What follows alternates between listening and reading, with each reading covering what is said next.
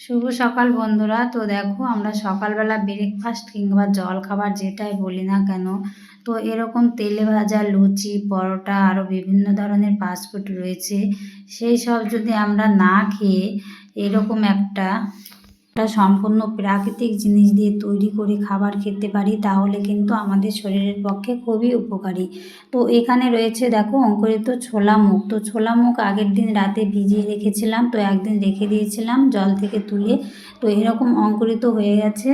তো এই অঙ্কুরিত খাবারটা খাওয়া কতটা উপকারী তোমাদের নতুন করে আর কিছু বলতে হবে না, তোমরা সকলে জানো।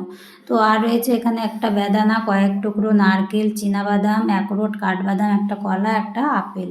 তো এগুলো কিন্তু সম্পূর্ণ একসাথে মিক্স করে খেতে হবে। আর এই খাবারটা খেলে কিন্তু মুখে কোনো অরুচি ভাব আসবে না, আর পেট ভরেও কিন্তু খাওয়া যাবে।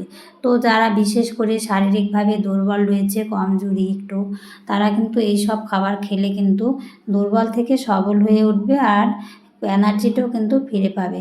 তো এই খাবারটা কিন্তু আমরা প্রতিদিনই খাই। তো এই খাবারের উপকারিতা কিন্তু কতটা, সেটা কিন্তু আমরা বুঝতে পেরেছি।